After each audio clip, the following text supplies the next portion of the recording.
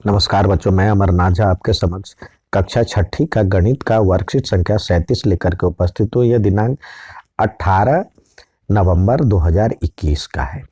हमारा टॉपिक है सन्निकटन।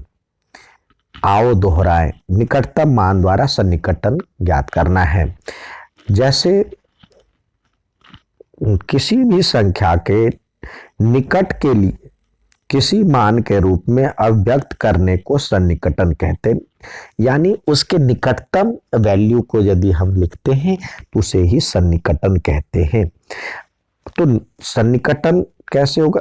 कितना नजदीक हम जाना चाहते हैं, उस संख्या के कितने नजदीक हम जाना चाहते हैं, तो उस हिसाब से हम निकटतम स्थान के हिसाब से उसको करते हैं।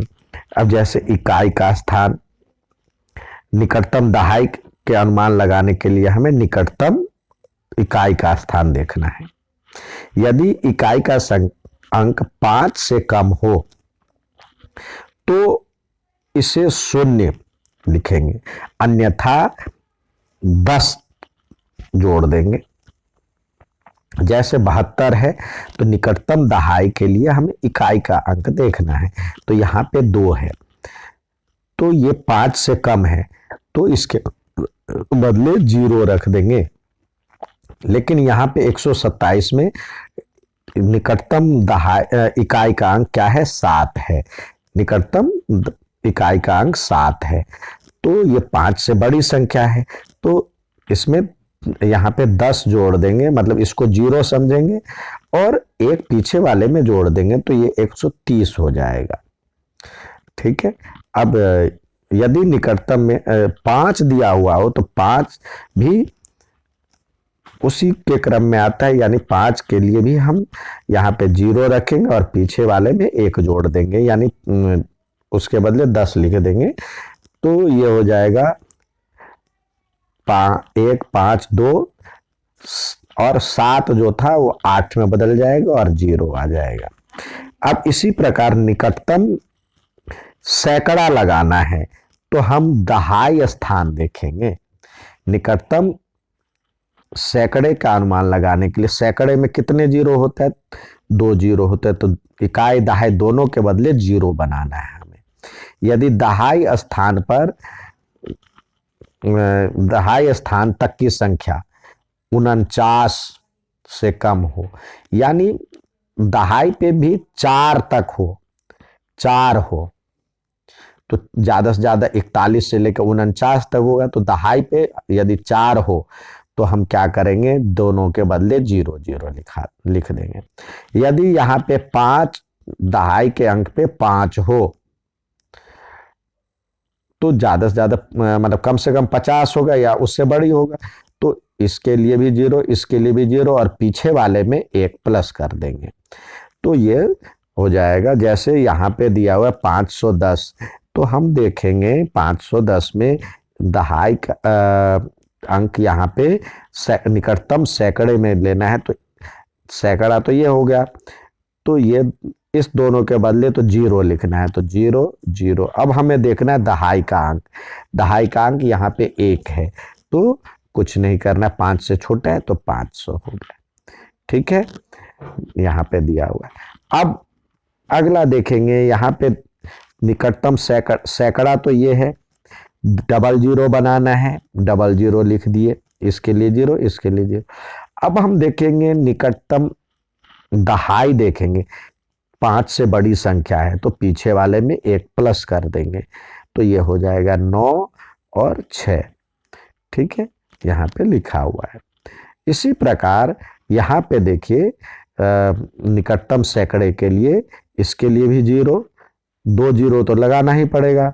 अब हम दहाई का अंक देखेंगे, ये 5 है, तो 5 या 5 से बड़ी संख्या हो तो हम पीछे वाले में 1 जोड़ देते हैं, तो ये हो जाएगा 7 3 और 5, तो इतना हो जाएगा यहाँ पे आंसर। अब नेक्स्ट देखते हैं।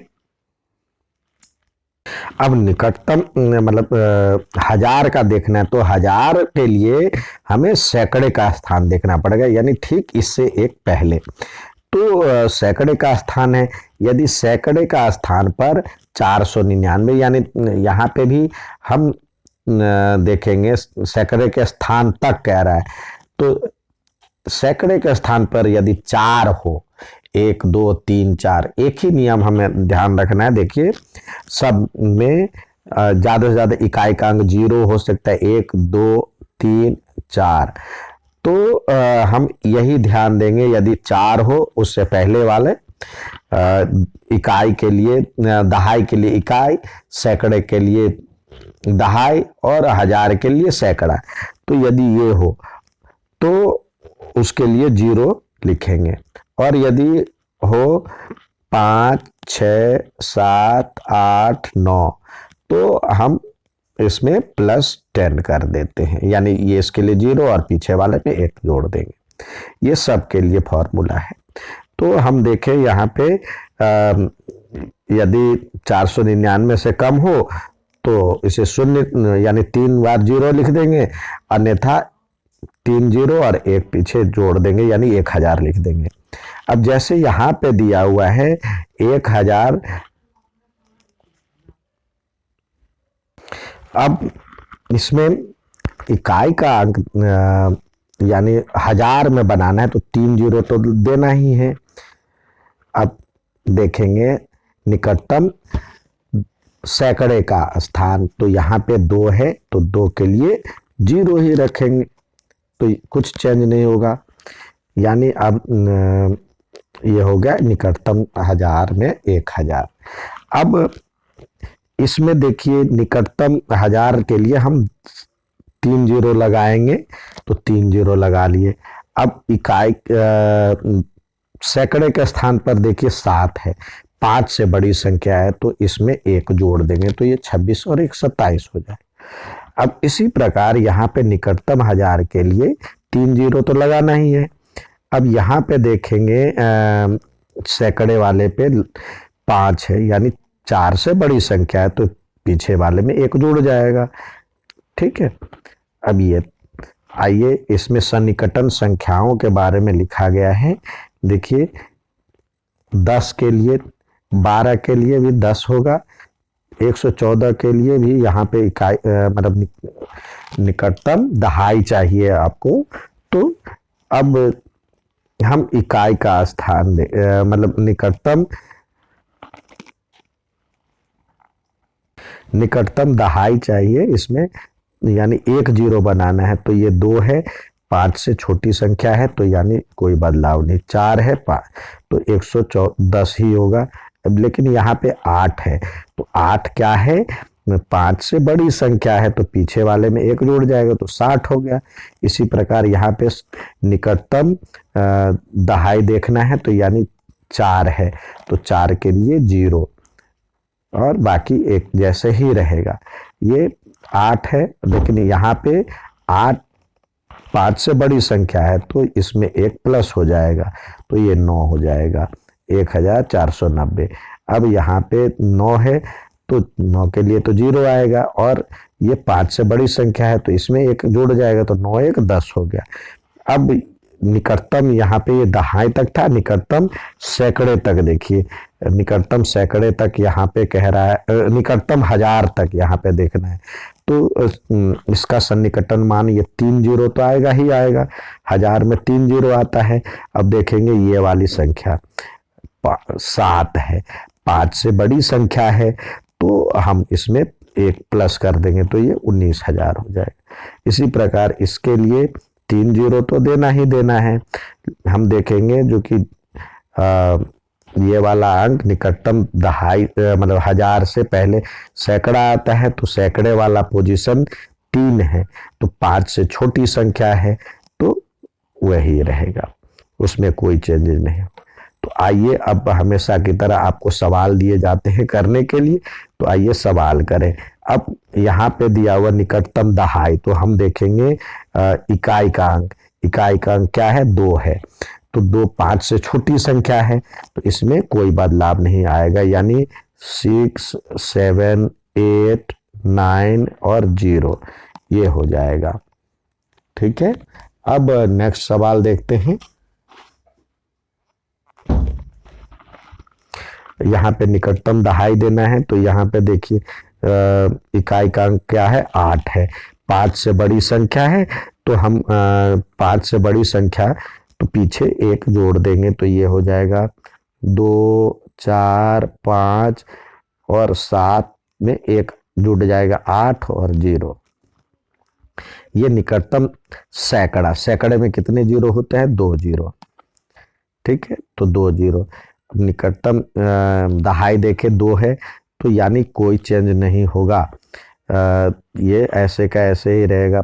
5 से छोटी संख्या है तो यहाँ पे हम लिखेंगे 5 और 6 और 7। अब इसमें देखिए निकटतम सैकड़ा लिखना है, तो यहाँ पे देखिए, यहाँ पे 2 जीरो तो देना ही देना निकटतम सैकड़े के लिए। अब 4 है यहाँ पे,